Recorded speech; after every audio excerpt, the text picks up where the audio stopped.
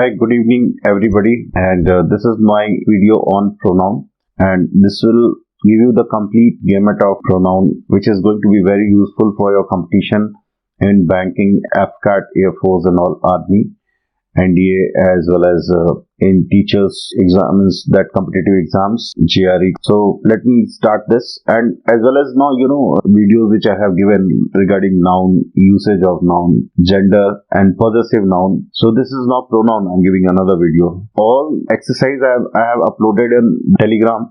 So you go through Srivastava coaching, type in Telegram, you will get PDF, and there you do exercise as well as I've given answers. It's a very comprehensive I've given. So now definition of pronoun means pro means for or acting as. So pronoun is used as a substitute for a noun. In movies you have seen there is a hero, so there is a duplicate for that hero is also there. So here pronoun, you can say it is a duplicate of noun. So in place of noun it is used, same as in place of hero a substitute duplicate is used. So don't get confused about noun and pronoun. Example is, means a pronoun is used to avoid the repetition. Suresh went to the market because Suresh wanted to buy a pen. So we don't want repetition of Suresh every time.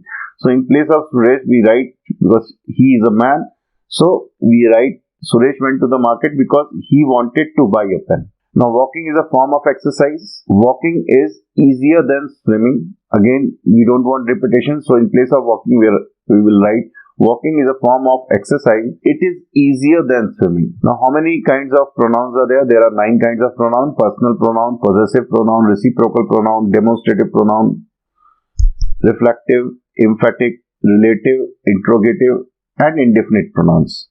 So personal pronoun: I, we, you, he, she, it, they. 7 pronouns. These are personal pronouns.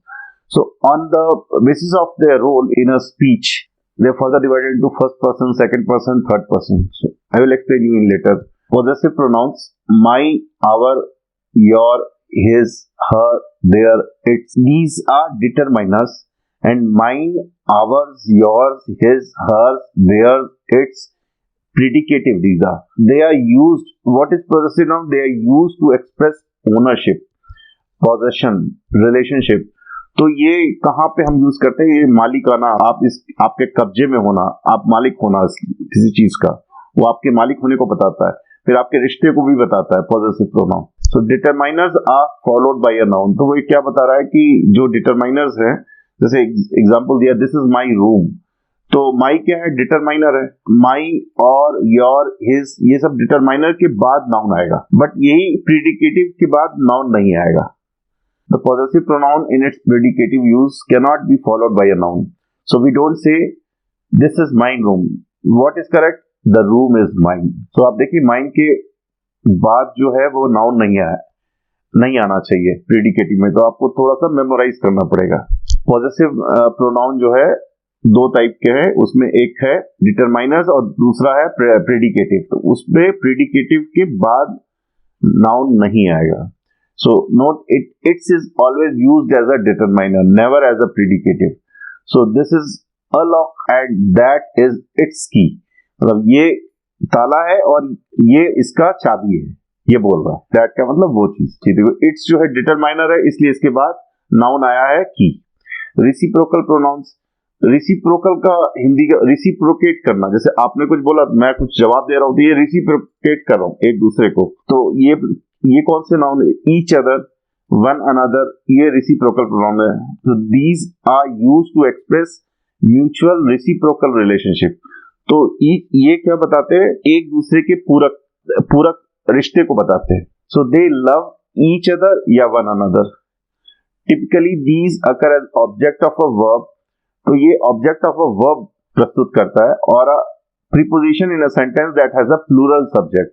इसको समझने के लिए देखिए, no two artist approve of each other work.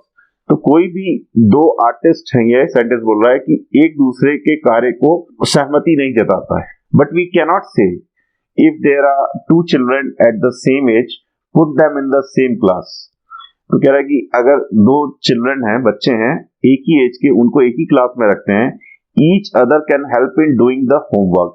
तो वो जो है एक दूसरे को हेल्प करेंगे होमवर्क करने में। वो हम ऐसे हमें नहीं कह सकते हैं, हम क्या कह सकते हैं, but we can say the children can help each other in doing the homework. Note the traditional grammar each other when discussing two people things and.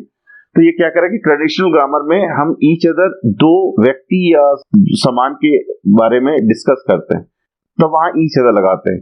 But one other जब दो से ज्यादा लोगों के बारे में, व्यक्ति हो चाहे वो सामान हो, तब हम वन अनदर लगाते हैं। करंट इंग्लिश में बात कर रहा है। अब जैसे एक है, देखिए एग्जांपल बहुत अच्छा है। The twins told each other everything. जो जुड़वे हैं वो एक दूसरे को सब चीज बता देते हैं। And the triplets told one another everything. और जो ट्रिपलेट्स, जो तीन बच्चे, जो एक ही समय में तीन बच्चे पैदा होते हैं एक ही माँ से एक ही समय में, वन अनदर एवरीथिंग हम यूज करेंगे। But the twins told one, तो ये करेक्ट सेंटेंस है। But the twins told one another everything and the triplets told each other everything would both be correct. तो ये इस सेंटेंस से I think you would have cleared the concept कि each other is between two when we are discussing between two people or two things, and one another when there is more than two. So should we say the lawyer and the banker admired each other's car or admired each other's cars? तो question है कि एक lawyer है और एक banker है जो bank में काम करता है, सपोज ऐसे ही समझिए। तो दोनों के पास कार है और दोनों एक दूसरे की कार के बारे में तारीफ कर रहे हैं या बड़ाई कर रहे हैं। ये जब हम सेंटेंस कहेंगे तो वहां कि वो दोनों ईच अदर्स, एक दूसरे के कार की तारीफ कर रहे हैं, तो कार जो है वो प्लूरल होगा कि कार जो है यहाँ पे सिंगुलर होगा। तो समझते हैं आगे। Each other's is equivalent to their. तो ईच अदर का मतलब देयर, उनके जो कारें हैं। तो कारें मतलब क्या हो गया तो यहाँ पे हम जो है ट्रेडिशनल इंग्लिश में या ब्रिटिश इंग्लिश में हम कार्स यूज करेंगे, CARS, प्लूरल हो गया। So one would say admired each other's cars, but another one leaned towards singular car. तो ये कह रहा है कि दूसरे का झुकाव हो सकता है कि सिंगुलर कार कह सकते हैं। In a dictionary of modern American usage, the noun that follows is often plural. Each other's cars. So each other's cars is the correct, but the more logical construction is singular each other's car.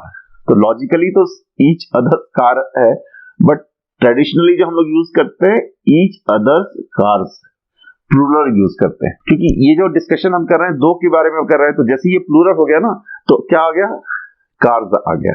Now demonstrative pronoun, demonstration का तो आप समझते ही होंगे कि demonstrate this formula, तो उसको आप व्याख्या करिए।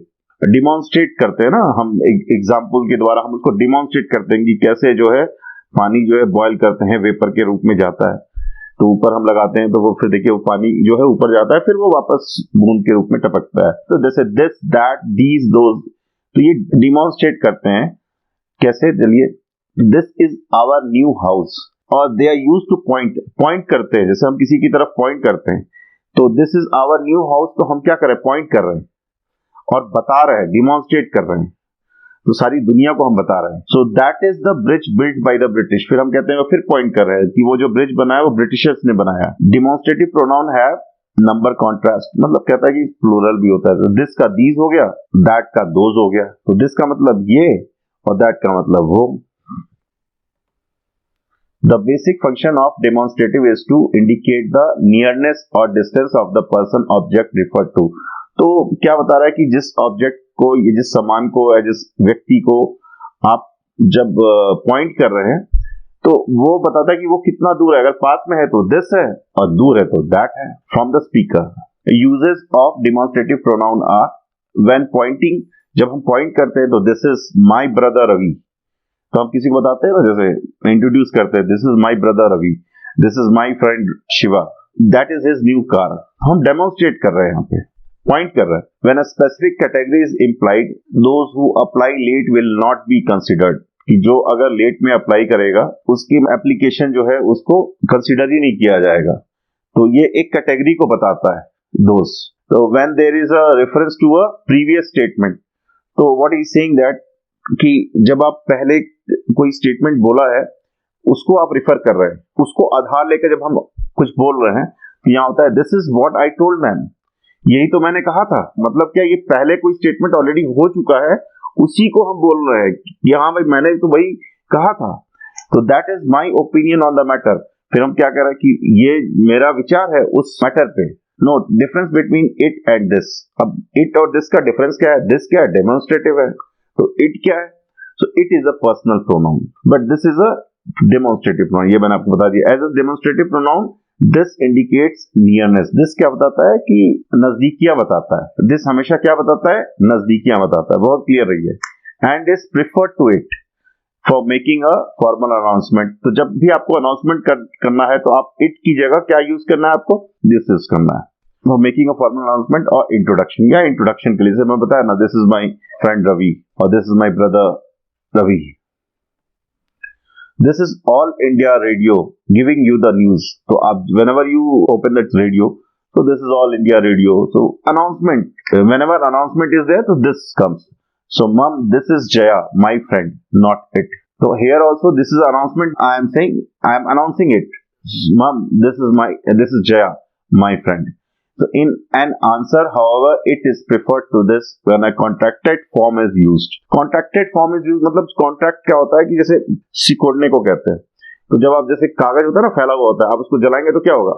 वो कॉन्ट्रैक्ट हो जाएगा, जल के क्या होगा? वो सिकुड़ जाएगा।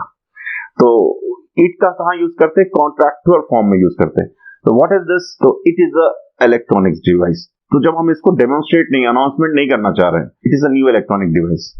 But when a contracted form is not used, अगर मेरी इच्छा है कि मैं छोटा आंसर नहीं चाहता हूं, मैं उसके बारे में और जानकारी चाहता हूं, तो वहां पे दिस इज ओके। मैं पूछता हूं आपसे व्हाट इज दिस?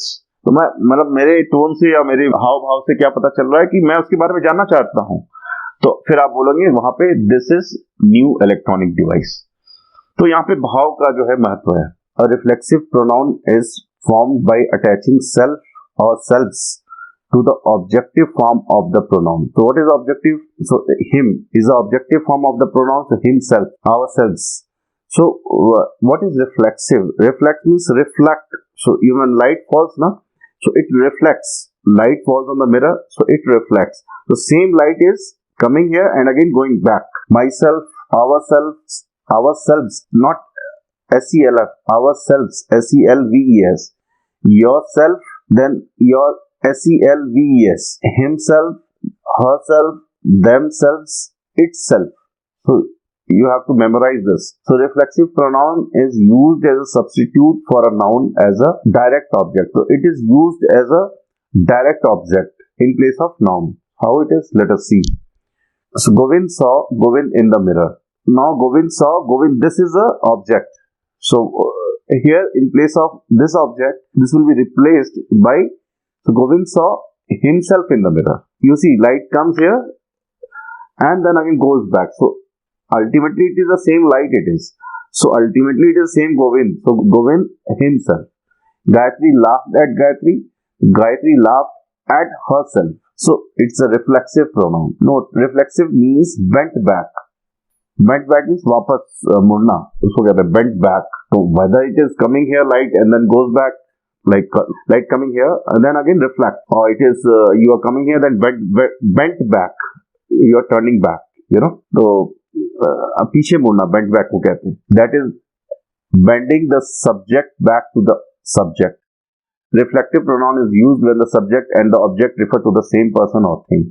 अगर वही इंसान या उसी चीज को हम दोबारा रेफर कर रहे हैं बार बार, तो वहां पे हम इसको रिफ्लेक्सिव प्रोनाउन यूज करते हैं। जैसे I saw my self in the mirror, तो आई की जगह क्या हो गया? उसी को रिफ्लेक्ट कर रहे हैं ना, I myself. We dressed, we मतलब हम सब, we dressed ourselves in the kitchen. You sent yourself a birthday card. They wrote themselves a thank you note. तो उन्होंने स्वयं के द्वारा उन्होंने एक थैंक यू नोट लिखा, धन्यवाद लिखा। He hurt himself while playing. उसने खुद को घायल कर दिया खेलते वक्त। She taught herself the piano. तो उसने खुद से सीखा या उसने खुद को सिखाया पियानो कैसे बजाते हैं।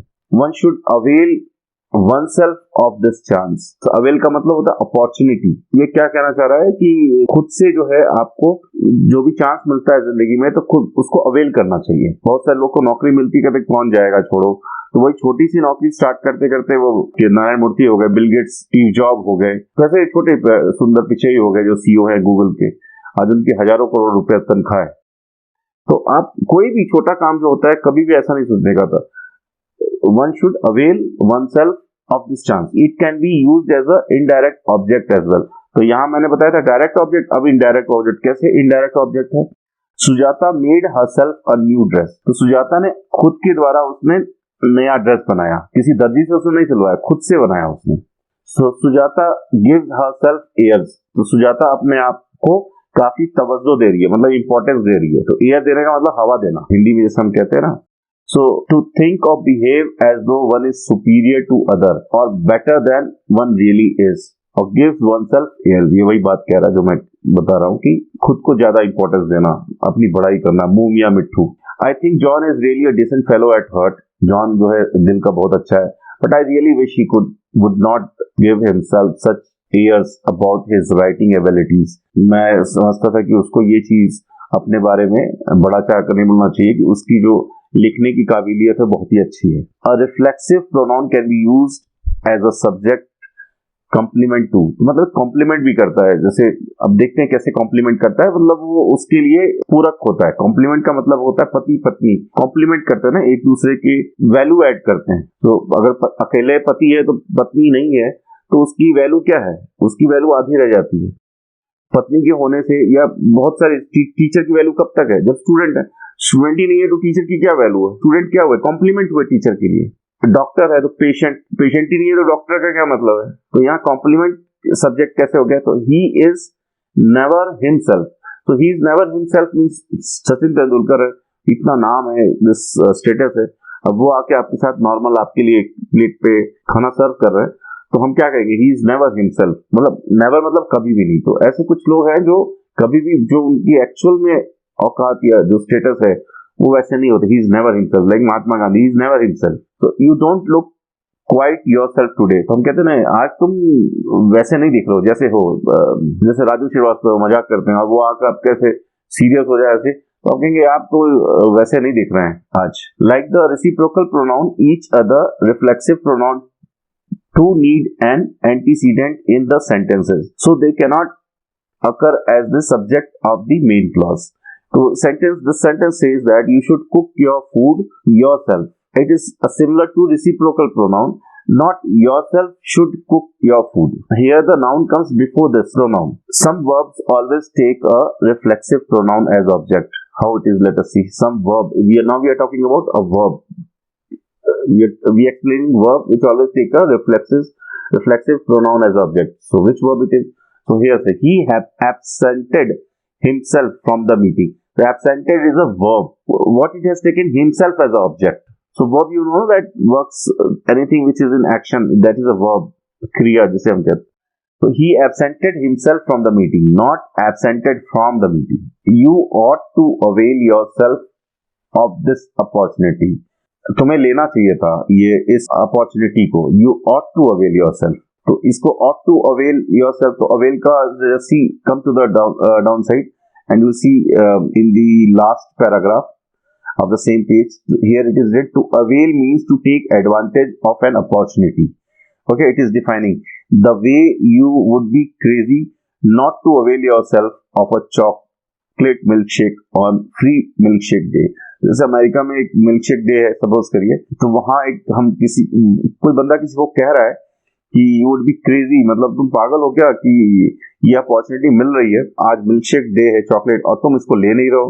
सो अवेल मतलब जो अपॉर्चुनिटी आपको आती है उसको कहते हैं, उसको अवेल मतलब लेने को कहते हैं। तो जो अवेल का मतलब है जो अपॉर्चुनिटी आई है उसको लेना। तो कुछ लोग लेते हैं और कुछ लोग नहीं लेते हैं। तो जिंदगी में सबके आती है अपॉर्चुनिटी, कुछ लोग लेते हैं कुछ लोग नहीं लेते। To avail yourself of this opportunity. Sita prides herself on her paintings.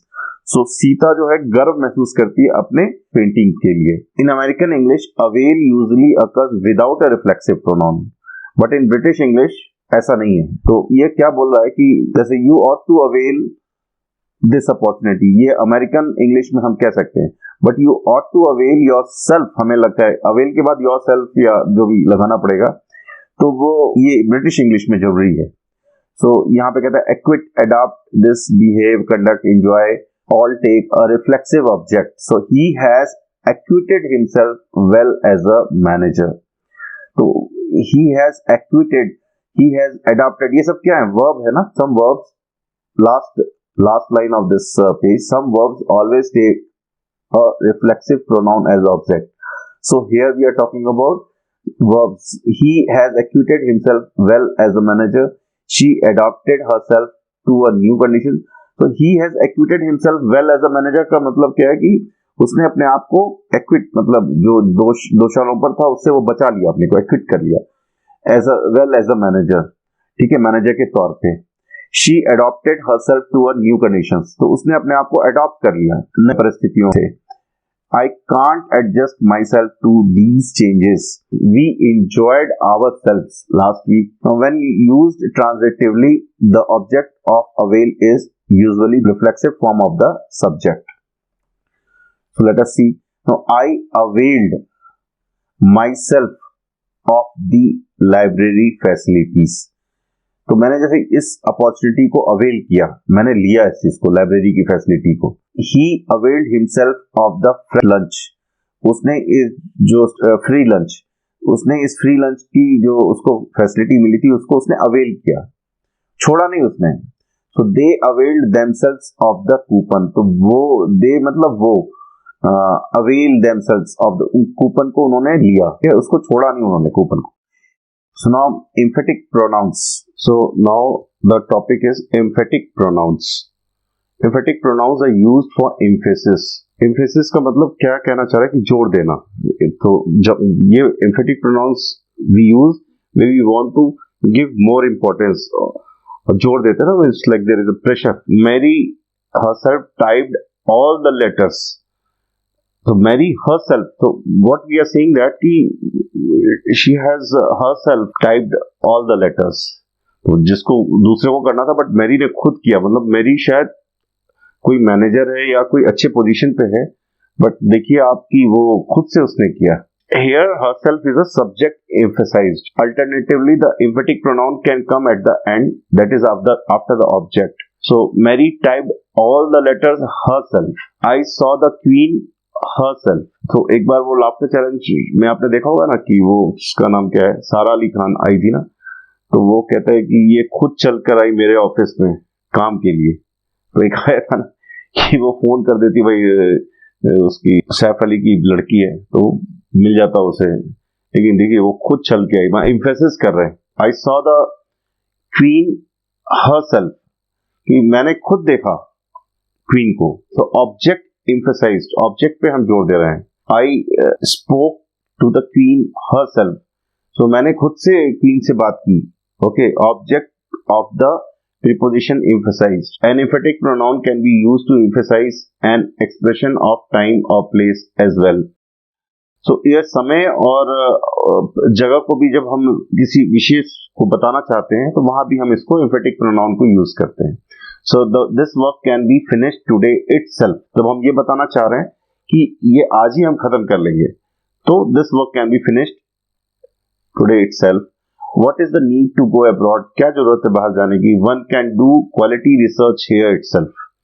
तो हम ये बोले कि आप यहीं पे कर सकते हैं, तो इस जगह की हम emphasize कर रहे हैं कि भाई आप बैंगलोर में बैठ के आप रिसर्च कर सकते हैं, आपको क्या जरूरत है यूएस जाने की। So now relative pronoun, who, whom, which, what, that। A relative pronoun relates to or refers back to a noun or pronoun called its antecedent।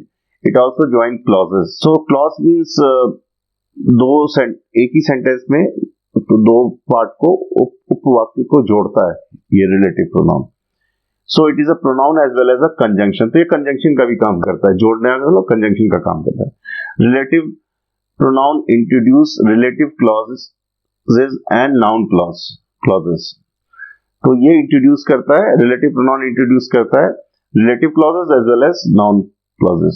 So those who live in glass houses should not throw stones. तो जो शीशे के घर में रहते हैं उनको दूसरे के घरों में पत्थर नहीं फेंकना चाहिए।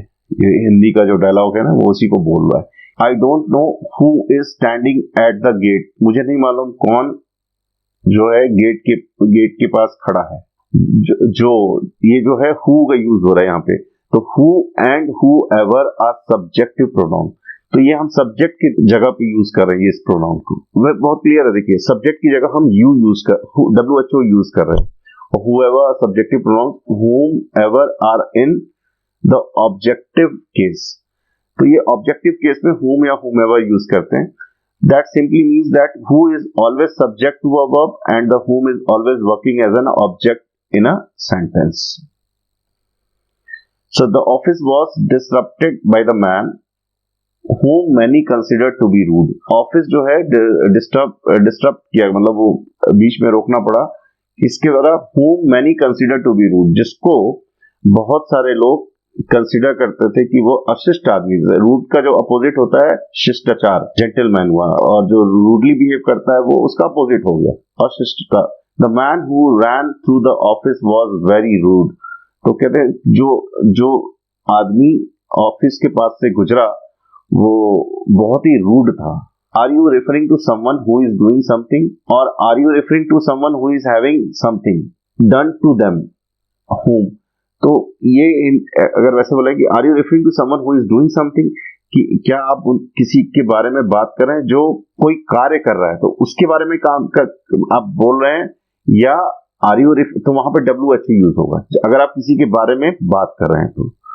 और अगर आप किसी व्यक्ति के are you referring to someone who is having something done to them, कि वो इंसान जिसने ऑलरेडी कुछ उसकी हरकतें ऐसी हुई हैं उनके बारे में आप बात कर रहे हैं उसके द्वारा, तो वहां पे whom का यूज करेंगे। तो who और whom दोनों अलग चीज है। अगर कोई कार्य कर रहा है तो वो who है, और किसी के कार्य करने का असर हो रहा है आपके ऊपर तो वो whom हो जाएगा। who is a subjective pronoun, बहुत क्लियर समझिएगा। who क्या है? सब्जेक्टिव प्रोनाउन है और सब्जेक्ट की जगह यूज होता है WHO। तो who is used to provide more information about a person or people mentioned previously in a sentence. It is also a subjective pronoun. A subjective pronoun is a pronoun I, me, he, she, etc. that is used as the subject of the sentence. So who replaces the subject of the, तो who किसको replace करता है? I को, me को, he को, she को, ये replace करता है who। ये सिर्फ इंसान के लिए यूज होता है WHO। who handed it to him, किसने उसको, जैसे कहते हैं who handed this file to him, किसने ये फाइल उसको दिया? who। तो those who do not, इसमें हम किसी इंसान के बारे में बात कर रहे हैं। those who do not know history are doomed to repeat it, जो हिस्ट्री के बारे में जिसको मालूम नहीं है वो फिर से वो उस इतिहास को रिपीट करेगा। who let the dogs out, किसने कुत्तों को बाहर छोड़ दिया? तो यहाँ who जो है सब्जेक्टिव प्रोनाउन यूज हो रहा है और इंसान के बारे में उसको रिप्लेस कर रहे हैं who को। जोएले is the girl who got the job, जोएले वही लड़की है जिसको जॉब मिला। I don't know who won the challenge, मुझे नहीं मालूम किसने ये चैलेंज को जो है चुनौती को जीता। किसने वो जीता? तो मतलब वो इंसान के बारे में हम बात कर रहे हैं। So whenever I, she or he feels right, who can be used? Example, Jake built an exquisite home for his family. जेल ने अपने परिवार के लिए एक घर बनाया। He is the person who built an exquisite home for his family. So he is the person. Now the same concept can be used when asking questions. Who should be used when asking which person or people did something. तो क्या कौन सा इंसान या किसने ये काम किया? तो who is the woman sleeping, कौन औरत है जो सो रही है? She is the woman sleeping, ये वो औरत है जो सो रही है। तो इंसान की who कहाँ हम यूज कर रहे हैं? We are using who as a subjective pronoun. So now whom as an objective pronoun. It will give you a clear concept of who, what is who and what is whom. It is used as the object of a verb or preposition. Whom should replace the object of the sentence. Consider who is having something done to them when finding the object to the sentence. Whom replaces the object and who replaces the subject? The object is the person, place or thing that something is being done to. Object क्या चीज है? The object is person, is the person, place or thing. ये एक इंसान, एक स्थान और कोई चीज है जिसके ऊपर कुछ कार्य किया गया हुआ है, तो उसको ऑब्जेक्ट कहते हैं. तो he saw the faces of those whom he loved at his birthday celebration. उसने कुछ चेहरों को देखा जिनको वो प्यार करता है अपने जन्मदिन की सेलिब्रेशंस पे, वो जो मना रहे थे. ठीक है. She saw a lady whom she presumed worked at the store. तो उसने उस महिला को देखा जिसको उसने प्रिज्यूम किया था, मतलब उसने सोचा था कि वो स्टोर पे काम करती है. And she asked her a question, और उसने उससे एक प्रश्न पूछा. Here dwells an old woman with whom I would like to converse. Here dwells, तो यहाँ पे एक dwells का मतलब रहती है, महिला जो है, बूढ़ी औरत जो यहाँ रहती है. Whom I would like to converse, जिससे मैं बात करना चाहता हूँ. ओके, मैं पसंद करता हूँ. ठीक है, जिससे मैं whom I would like to converse, जिससे मैं बात करना पसंद करता हूँ. Whom do you think we should support the upcoming presidential election? किनको आप सोचते हैं कि आप सपोर्ट करेंगे जो प्रेसिडेंशियल इलेक्शन आ रहा है उसमें? तो किनको, मतलब इनडायरेक्ट बात कर रहे हैं इसमें. The man whom you met on Saturday, जिस इंसान से आप मिले थे सैटरडे को, is coming to dinner, वो रात्रि भोज पे आ रहा है. Which is used also as a sentence relative pronoun to introduce the relative clause in a sentence.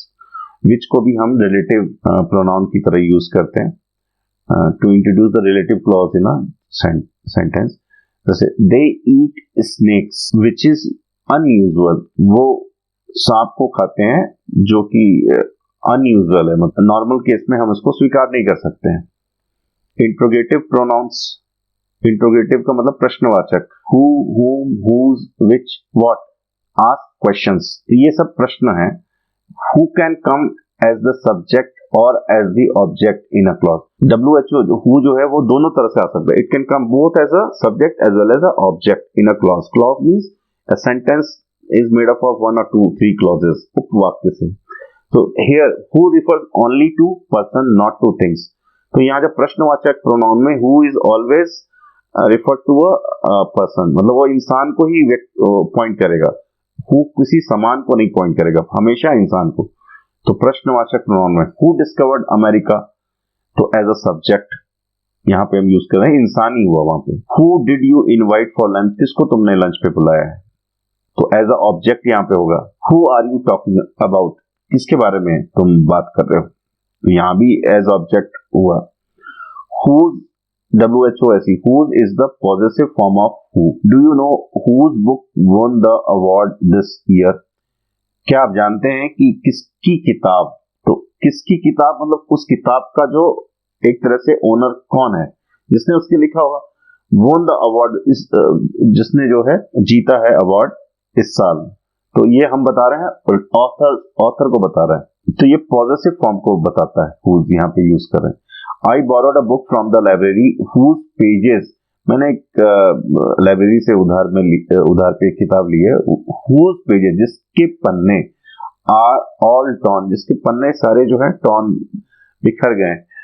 refers to a book, तो यहाँ पे हम उस बुक के बारे में बता. whose जो है बिग बुक को बता रहा है, और वहां पे whose जो है, जैसे do you know whose book won the award, तो यहाँ पे हम ऑथर के बारे में बात कर रहे हैं. whose ऑथर को रिप्लेस कर रहा है, और I borrowed a book from the library whose pages, यहाँ हम किताब को रेफर कर रहे हैं. Which is use for both people and things. देखिए, लेकिन यहाँ इंटरोगेटिव प्रोनाउन में which is use can both for people as well as things when there is a employed choice और selection. Okay, let us see. Which card game do you like to play, आप कौन से card game को खेलना पसंद करते हैं, तो यहाँ पे कार्ड, तो वो थिंग के बारे में बात कर रहा है.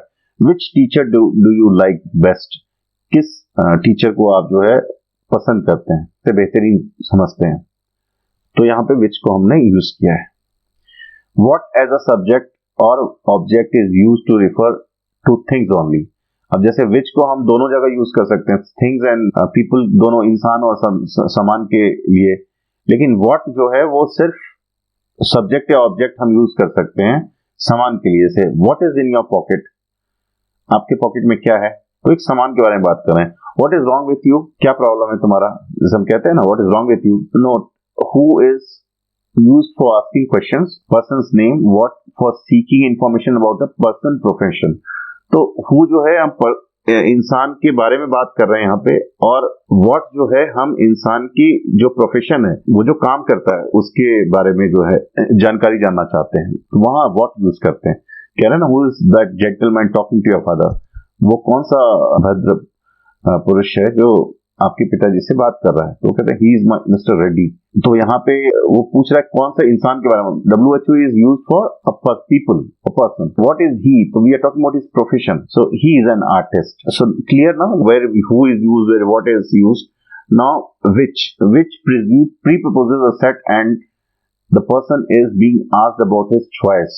So what on the other hand does not presuppose any set and there is no choice implied. So which means it comes for a choice.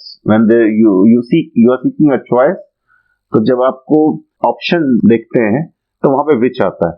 Say which do you want, तो मान लीजिए अलग अलग कलर के सामान रखें, the red one, what do you want, which choice को बता रहा है। अब what do you want, तो what में मैंने अभी जस्ट आपको बताया था, it always talk about something, not people। तो what do you want, some coffee।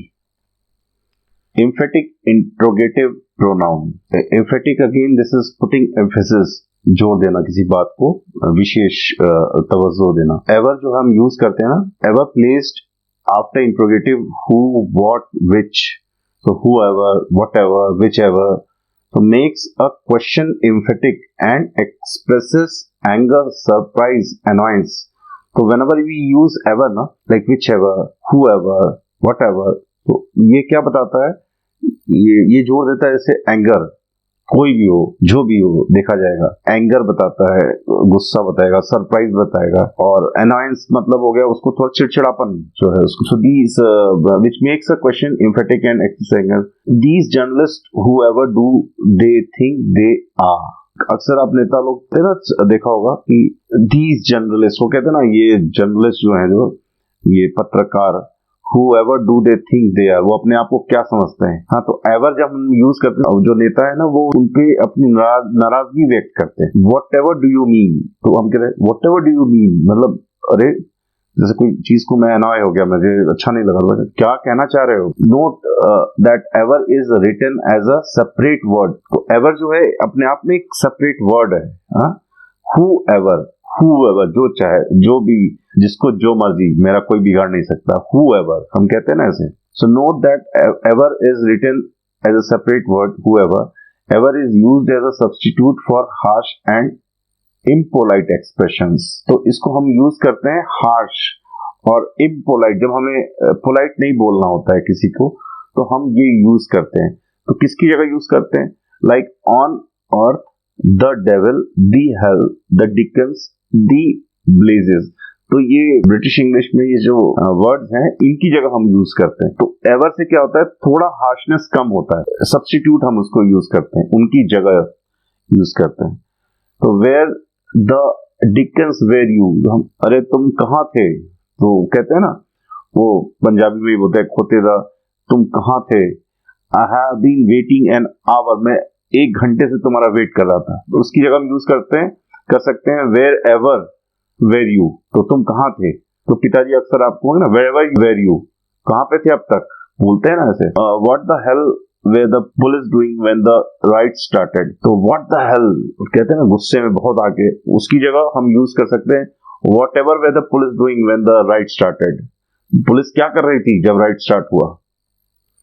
else ये भी emphasize करता है ये क्वेश्चन मार्क्स को, तो क्वेश्चंस को, जैसे it combines with who, what and gives it emphasis। तो ये who और what के साथ जुड़ के उसको जोड़ देता है, उस पर जरा तवज्जो देता है। This structure often makes the question rhetorical, which else is extremely rare। which else है बहुत rarely यूज करते हैं। What else can the students do now? Teacher से प्रिंसिपल आया, कुछ बोला उसने, तो टीचर बोलता है what else can the students do now, कोई ऑप्शन ही नहीं है अब उसके पास। हाँ, तो ये कहना वो चाह रहा, तो इनडायरेक्ट में ये कह रहा है, तो they can not do anything now, who else is going to listen to us, कौन मुझे सुनेगा, no one is going to listen to us. जैसे कंपनी में एक सेल्स वाला अपने बॉस से बात कर, मैनेजर, तो कह रहा है कि यार कौन सुनेगा मेरी बात, हाँ, who else is going to listen to us, की बातों को जोर देकर कहना चाह रहा है कि कोई हमारी बात को नहीं सुनने वाला है। नाउ इनडेफिनिट प्रोनाउंस क्या होते हैं, तो पहला है उसमें यूनिवर्सल प्रोनाउंस जो हर जगह यूज होते हैं, कैसे ईच, एवरी, ऑल, ये यूनिवर्सल प्रोनाउन है। Each refers to 2 or more people or things, each and every refers to 3 or मोर, तो 2 के बीच की अगर बातें हम करते हैं तो ईच, और 2 से ज्यादा, 3 या 3 से ज्यादा हम यूज करते हैं तो एवरी यूज किया जाता है। तो these are universal pronoun which comes under indefinite pronouns. Each presupposes a set supplied by the context, every does not. Each के साथ एक सेट है, सेट को प्रपोज करता है, और एवरी नहीं करता है। अब ये सेंटेंस आपको पता चलेगा, Rajiv walked into the room, Rajiv room के अंदर आया, and gave sweet to everyone, और उसने जो है मिठाई सबको दिया। यहाँ तो 2 से ज्यादा है ना, तो वहां पे एवरीवन हमने लगाया, जहां कॉन्टेक्स्ट को देख के हम यूज करते हैं। Both each and every take of constructions following them, so does all. जब ऑफ कंस्ट्रक्शंस फॉलोइंग देम उनके बाद आता है, जैसे देखिए all can occur immediately before a noun, therefore it is more like a determiner। तो noun के पहले जो है all यूज करते हैं। At times a definite article can intervene between all and the noun, तो all और noun के बीच में the definite articles है आएगा। कैसे, all जो है ये pronoun है, और girls ये noun है, उनके बीच में definite article the आया, तो all the girls want to imitate करें, इमिटेट करना उनके नकल करना। Each of you should attend the function, each of you should, of हमने यूज किया यहाँ पे देखिए। Every one of them came to see me in hospital, तो यहाँ पे हम बता रहे हैं एवरी वन ऑफ हम यूज कर रहे हैं, ऑफ यहाँ पे यूज कर रहे हैं। Assertive pronoun, assertive pronoun there are 5 subclasses in this, much, many, more, most. 5 subclasses, इसमें एक है मच, मैनी, मोर, मोस्ट। तो much goes with uncountable noun whereas many goes with countable noun. See this more and most can be used with both uncountable and countable nouns which I have shown you. See, much is used only with uncountable noun, so milk is uncountable noun, and many is used with countable noun, so hats. But more and most is used in both way. Little, less, least, few, fewer, fewest. So now less goes with uncountable nouns, fewer goes with countable nouns. Less goes with uncountable nouns, fewer goes with few, like few na, so countable nouns. Just remember, occasionally less can be found with countable noun. Occasionally, कभी कभार जो हम less को countable noun के साथ use कर सकते हैं। Periods of time, sums of money take less. तो जब समय का बात होती है और sums of money, तो वहां पे हम लेस को यूज करते हैं। अब देखिए यहाँ पे there is less orange juice in my glass, तो मेरे ग्लास में कम ऑरेंज जूस। ऑरेंज जूस क्या होगा, ये अनकाउंटेबल नाउन है, तो वहां पे हमने क्या यूज किया, less.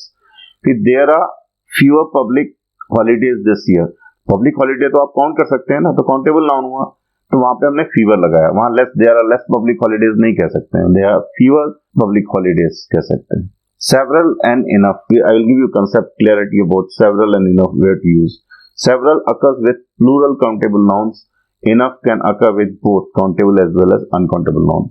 Enough, unlike several, can precede or follow the head noun. मतलब noun के पहले भी आ सकता है, noun के बाद भी आ सकता है enough, लेकिन several नहीं। Hanif and I met and spoke to several crafts person at the fair. Hanif और मैं जो हूँ बहुत सारे क्राफ्ट पर्सन से मेले में बातचीत किया, तो यहाँ पे सेवरल यूज कर रहे हैं, क्योंकि बड़ा क्लियर है कि जब मैं जिनसे मिला तो उनको काउंट कर सकते हैं ना, तो वहां सेवरल हमने लगाया।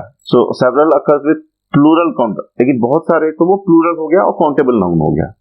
Have you packed enough food for a day, तो यहाँ पे देखिए have you packed enough food for a day, तो हम यहाँ कह रहे हैं फूड के पहले, फूड नाउन है उसके पहले आ रहा है इनफ, तो यहाँ पे ये क्या हो गया, ये अनकाउंटेबल की बात कर रहे हैं। फूड जो है अनकाउंटेबल नाउन हो गया की बात हम कर रहे हैं। अब फूड कितना पैक किए ये तो नहीं बता सकते ना, वो फूड क्या चीज है। बट सेकंड सेंटेंस में have you packed food enough for a day, तो एक दिन के लिए आपने जो है इनफ पैकेट है आपके पास क्या, ये बात कह रहा था। यहाँ पे अकाउंटेबल नाउन हो गया, ठीक है। Enough is used as accountable noun. Enough is a determiner, a pronoun और एन एडवर्ब। ये तीनों की तरह कार्य करता है enough. Enough is very interesting. Enough can be used as a determiner, as a pronoun और an adverb. Three types we use enough to mean as much as we need और want. enough as a determiner. So we can use enough before a noun as a determiner. So in this sentence it was a determiner, like have you packed enough food for a day? So here enough was a determiner.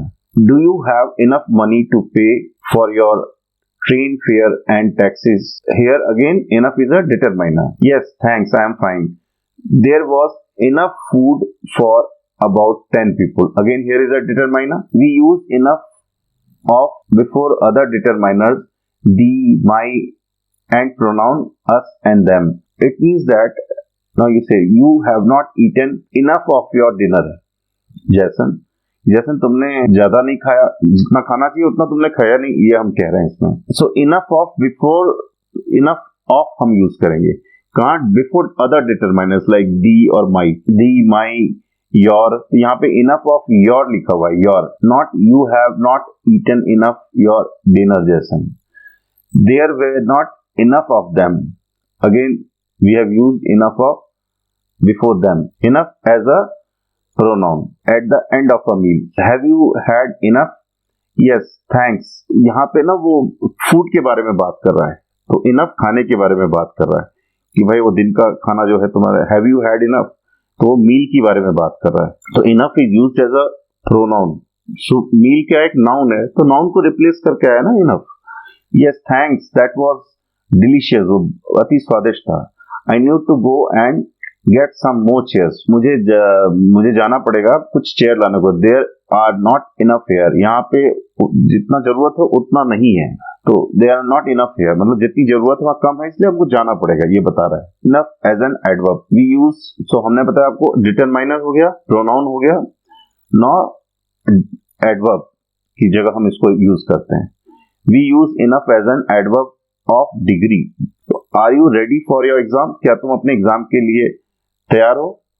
Yes I think I have studied enough. तो वो कह रहा है कि हाँ मैंने ज्यादा पढ़ लिया है, तो वो डिग्री बता रहा है कि हाँ नहीं, जितना मुझे क्वेश्चन पूछने की आप तैयार हो, तो वहां तैयारी का मतलब जो चीज है वो इनफ मैंने तैयारी कर ली है। That's all I can do. तो warning, now you have to again be careful. In we use enough as an adverb directly after an adjective और directly after another adverb, usually we do. So is this box big enough? Big is an adjective here. For all those books we have to use adjective before enough. Strangely enough, yeah, this is at before, we have to use adverb before enough. So strangely enough, no one seemed to notice that Boris was in his pajamas. तो आश्चर्य की बात है कि किसी ने Boris को notice नहीं किया कि वो अपने पैजामे में था। So this is very interesting point. So always remember, use enough as an adverb directly after an adjective or directly after another adverb. Now one, we use the use of one as a pronoun is typical of British English. In American English, his is used in place of one's. One should love one's neighbor. वो कह रहे हैं कि हर किसी को अपने पड़ोसी से प्यार करना चाहिए, लेकिन अमेरिकन इंग्लिश में his neighbor कहेंगे वहां पे, तो his यूनिवर्सल फॉर्म हो जाता है। ब्रिटिश फॉर्म में वन यूज करते हैं। One should not think too much of oneself, अपने बारे में ज्यादा नहीं सोचना चाहिए। In question tags we and you is preferred to repeating one. तो अगर कभी क्वेश्चन आता है ना, तो वहां पे हम वन नहीं यूज करते हैं, वी या यू यूज करते हैं। वी और यू यूज करते हैं हम लोग। जैसे one cannot live all alone, किसी को अकेले नहीं रहना चाहिए। कैन वी और यू, तो हम पूछे कैन, ऐसा क्या तुम या हमें, तो you have to remember again this. In question tags we and you are preferred in place of one. So whenever question comes, when one is already there, so you should not use one. You should use we or you. One or yeah, one's substitute for a countable noun. How it is? One या once को ना हम countable noun की substitute के तौर पे use करते हैं। कैसे? So this mirror has cracked, ये जो शीशा है टूट गया है, या ये जो दर्पण है ये टूट गया है। आई need two by a new one, तो हमें दूसरे लेने की जरूरत पड़ेगी। Okay, I need two by a new one, तो ये जो वन है यहाँ पे ये मिरर के बारे में सब्स्टिट्यूट कर रहा है, काउंटेबल नाउन है।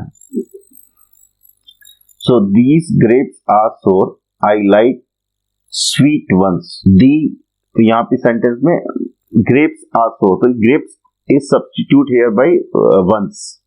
I like sweet ones. So grapes is a plural, so again ones we are using here. So we have added s here.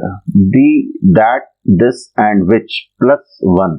I have read a number of stories. मैंने बहुत सारी stories पढ़ी है. But this is the one I like. But this is the one. मतलब ये सब में जो है बेहतरीन है. तो जब सब में बेहतरीन है तो हम उसको बता रहे हैं the plus one, that plus one. तो नंबर ऑफ स्टोरीज जो है उनको ये रिप्लेस कर रहा है the one, number of stories, but this one is the like best. तो इस हम इसको बता रहे हैं कि उन सारी स्टोरीज में जो बेहतरीन था, बेहतरीन स्टोरी थी, उसको हम लिख रहे हैं दी वन, सब्स्टिट्यूट कर रहे हैं। I don't fancy the model, can I have that one. तो वो मॉडल को हम रिप्लेस कर रहे हैं दैट वन की, दैट वन से। तो जैसे हम शॉप पे गए, हम कहते हैं I don't fancy this model, I don't like this, can I have that one, तो हम उसकी जगह उसको रिप्लेस कर रहे हैं that one. Which one? The one in the corner. तो क्वेश्चन है विच वन, कौन सा? तो द वन विच इज, बहुत सारे हैं वहां पे, the one in the corner. One ones is usually left out after these, those, either, neither, first, last, next. We don't use one or once. Once these, those, either, neither, first, last, next comes. So these cars are smaller than those.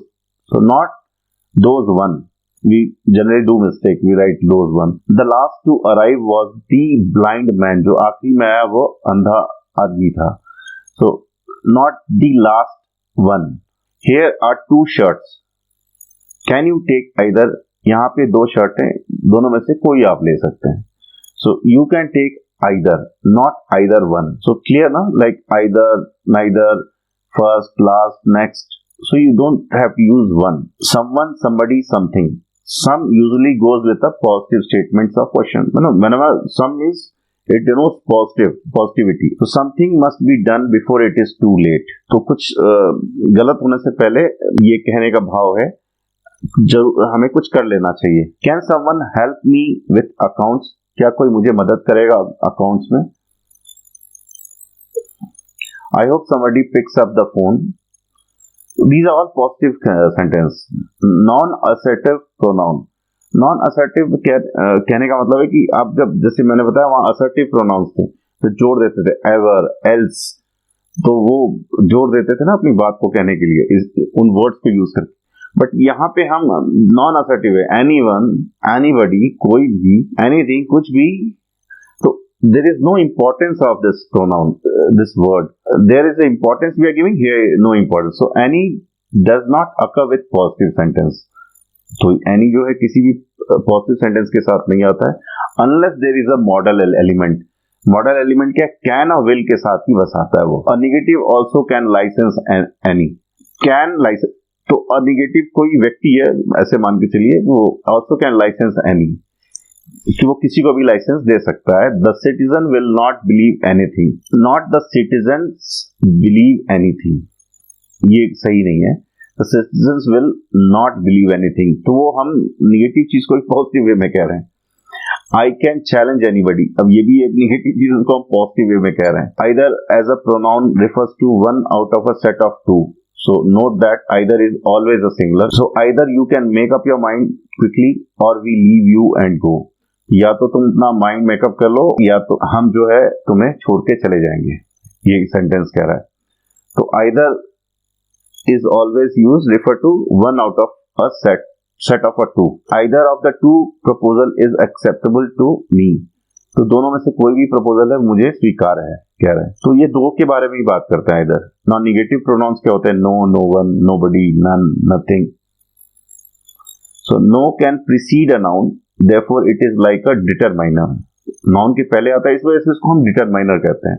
से Madhuri showed no interest in the new film. Madhuri ने कोई झुकाव नहीं show किया नए picture में, या interest, अपनी रुचि नहीं, इंटरेस्ट का यहाँ पे रुचि, कोई अपनी रुचि जो है व्यक्त नहीं की नई फिल्म में। The rest of the N series have only nominal function.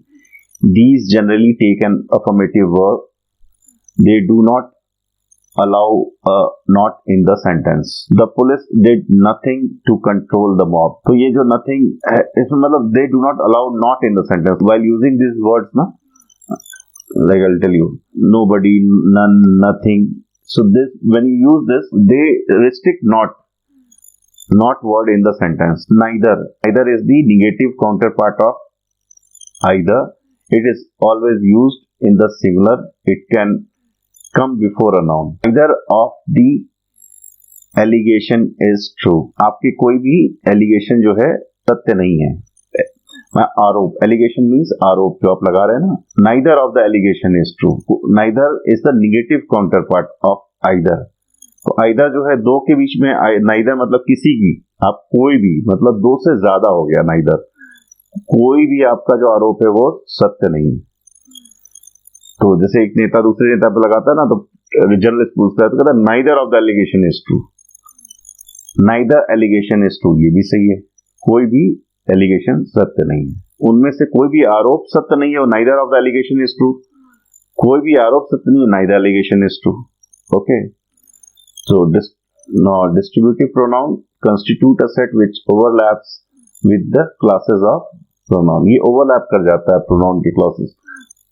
So they refer to whole amount, like all, both, पूरे को ये represent कर जाता है distributor। तो distributor क्या होता है, जानते हैं ना, सबसे बड़ा क्या होता है, distributor ही होता है, उसके क्या dealer होता है। तो ये all, both, और to separate items, each, every, either, neither, तो ये distributive जो pronoun है, जितने भी प्रोनाउन बताए वो ओवरलैप कर जाता है। Words like half and whole are treated as distributives, though they can hardly be taken as a pronoun. मतलब हाफ एंड होल जो है हम ट्रीट करते हैं उसको डिस्ट्रीब्यूट, लेकिन उसको शायद ही हम लोग यूज करते हैं प्रोनाउन की तरह। Pronouns number like singular and plural, so S is not added to pronouns to turn them into plural. So what are singulars in pronoun category is I, me, mine, myself. They are singular. You, your, yours, yourself. Singular. He, his, him, himself. She, her, hers, herself. It, its, itself, one, oneself. This, that, much, little. Each, either, neither, few, each other, one another. None, no one, someone, anyone, everyone. Somebody, nobody, anybody, everybody. Something, nothing, anything, everything. So now what are plurals in pronoun? We, us, our, ours, ourselves. You, your, yours, yourselves. They, them, their, theirs, themselves. These, those, ones, both, many, some.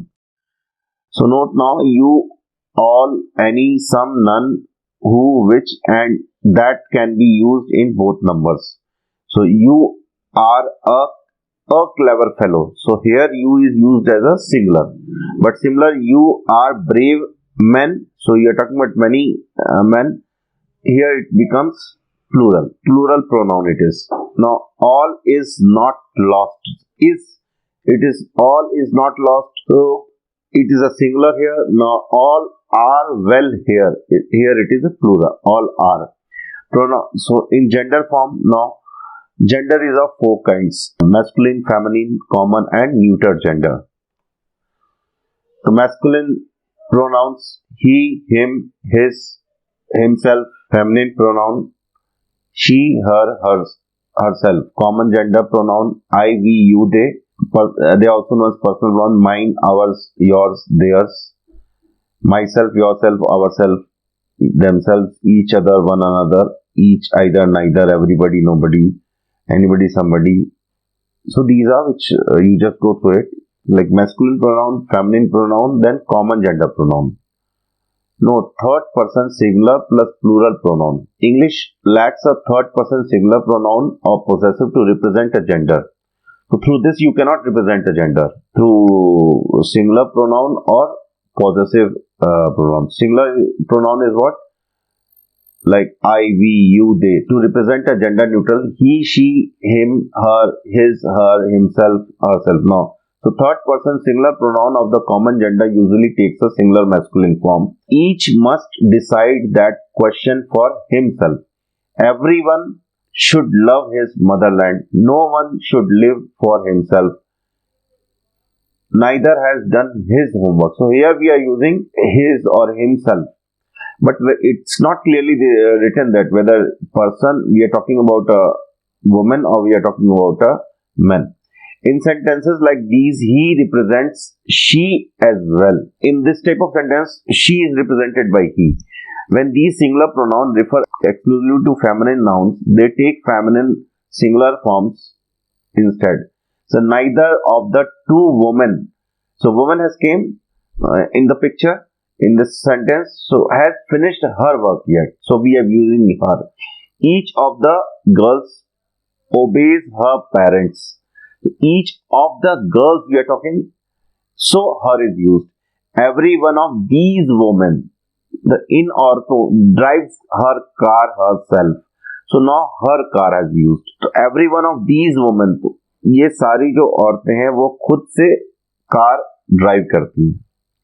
The use of he, his, himself in the common gender is considered arbitrary. Arbitrary means इसको हम अपने आप use करते हैं. ये कोई लिखित नहीं है कि ऐसा. The his और her construction is used to denote both sex. जब हमें his और her कब यूज, जब हमें जरूरी है कि दोनों के सेक्स बताना जरूरी है, जब मर्द और औरत का जिक्र करना जरूरी है, तब हम his और her लगाना है. अदरवाइज वो his से ही काम चलता है. तो everyone can leave his और her baggage in the next room. हर एक कोई अपने जो बैग हैं वो, तो हर एक कोई मतलब मर्द और औरत अपने बैग को दूसरे वाले रूम में रख कर जा सकता है. No one has paid his or her membership. तो यहाँ हम मेंशन करना हमें जरूरी है, इसलिए his और her लगा रहे हैं. But this expression his or her is found too awkward. ये बड़ा awkward रखता है बोलने में. So और inconvenient भी होता है जब हम बात करते हैं. So plural form is often used instead. इस वजह से हम plural form जो है pronoun का use करते हैं. Plural form क्या है? They. तो everybody, देखिए अपने लिखा first sentence, everybody has pleased to think how much they had always liked Mr. Darcy. Jane Austen. No one will ever gauge or measure English poetry. तो no one मतलब कोई भी, तो उसकी जगह हमने लगाया until they know how much of it, how full a gamut of qualities is already there on the pages of Chaucer. ये तो पोएट है, कहते हैं कि कोई भी किसी गेज नहीं कर सकता है और इंग्लिश पोएट्री को जब तक वो खुद नहीं उसमें ये क्वालिटी हो. तो कोई भी कीजिएगा जो है उसको रिप्लेस किया दे से, हमने प्लूरल प्रोनाउन से रिप्लेस किया. In question tags a plural pronoun possessive adjective is used instead of a singular masculine form. So everyone has gone home. हर कोई घर जा चुका है. हैवंट दे, तो नॉट ही, तो यहाँ पे हम दे यूज कर रहे हैं. एवरीवन की जगह सब्स्टिट्यूट हम यहाँ पे दे यूज कर रहे हैं. सारे लोग के लिए हमने प्लूरल प्रोनाउन यूज किया है. The his or her construction is avoided except in statements and legal documents में his or her compulsory हम लिखते हैं. Requiring a high degree of precision. Neuter gender pronoun itself. तो ये न्यूटर जेंडर जो भी नॉन लिविंग थिंग है उसकी जगह हम जैसे ये चेयर टेबल ये सब क्या नॉन लिविंग है ना, तो वहां इट यूज करते हैं उसके लिए. एनीथिंग, नथिंग, समथिंग, एवरीथिंग, ये सब क्या है? न्यूटर जेंडर प्रोनाउन है. Person, the first person refers to the person speaking. So first person, second person, third person क्या होता है ये आपको जानना है ना. तो देखिए मैंने इसमें बताया है, the first person refers to the person speaking और राइटिंग. तो फर्स्ट पर्सन कौन होता है? जो वो खुद बोलता था, आई, वी, तो वो फर्स्ट पर्सन हुआ. The second person is the two the person address, तो जिसको हम संबोधित करते हैं यू, तो वो क्या हो गया? सेकंड पर्सन हो गया. जिसको हम संबोधित करते हैं, जो हम बोलते हैं और लिखते हैं मैं आई एंड वी हो गया, जिसको संबोधित करते हैं यू हो गया, वो सेकंड पर्सन हो गया। और थर्ड पर्सन क्या है, जिसके बारे में लिखा या बोला जा रहा है, जैसे ही, शी, दे, तो वो थर्ड पर्सन हो गया। In a speech situation the first second person are necessarily present. तो जब भी हम बोलते हैं फर्स्ट और सेकंड पर्सन तो हमारे स्पीच में रहता ही है, सेंटेंस में, लेकिन थर्ड पर्सन जरूरी नहीं है कि वो रहे या ना रहे। तो फर्स्ट पर्सन क्या है, I, me, my, mine, myself, we, us, ourselves. Second person क्या है, you, your, yours, yourself, selves. Third person, he, his, him, himself, she, her, herself, it, its, itself, they, them, their, themselves.